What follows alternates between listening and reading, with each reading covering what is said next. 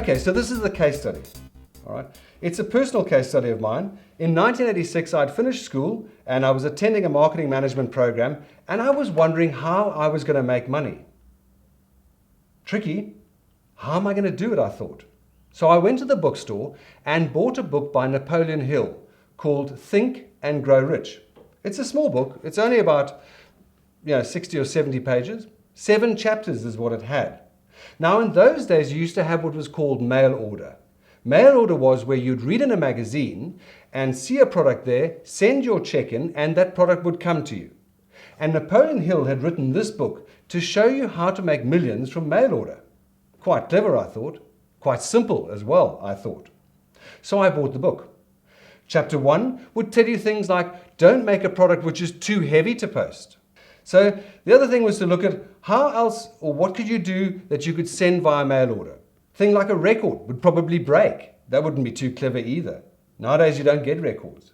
So Napoleon Hill talked you through 6 or 7 chapters about how to price the product, mark it up by 5 times its value, etc., etc. And so you would get there.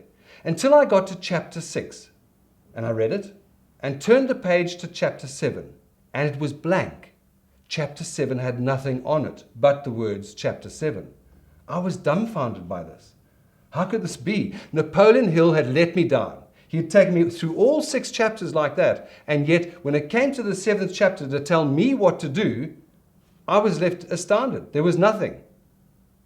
Anyway, I sat with my dad the one day and we went to a pub and we were thinking, what could we do that was light enough to go via mail order, could be marked up by 5 times its value, etc., etc., all the principles that Napoleon Hill had taught. And we came up with an idea, because my dad was in the leather industry at the time, that we could create a leather mat with gold fittings and put somebody's initials at the bottom. We could roll it up and it was easily postable. We could mark it up by 5 times its value. It seemed like a great product idea. And so what we did was create a sample. So we sent the sample to a well-known magazine in Cape Town, and to our astonishment, because I guess I was 18, they decided to sponsor an ad. They were even able to tell us exactly how many replies, well, thereabouts. 220 replies, they said, we'd get. Anyway, we ran the ad, and we ordered the leather, and things were getting ready. We were very nervous because the leather was expensive, and maybe the product wouldn't work. What would we do? The next thing, the magazine was out on the streets and people were buying it. I even bought a copy for myself and cut the advert out just to remember.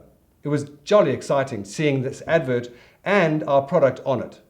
10 days later, I opened the mailbox and there poured out hundreds of orders. I couldn't believe it. Envelopes filled with checks asking for the product. We were astounded. We were working night and day to try and fulfill the orders.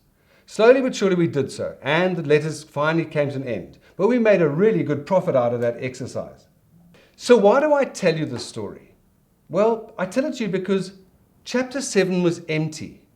But when I put that book back down by my bedside table, I could see the words think and grow rich. That's right, think and grow rich. Our idea had made lots of money for us over a 6-week period. So what you need to do is begin to think about opportunities and ideas that can make you make money. See you next time on the next module.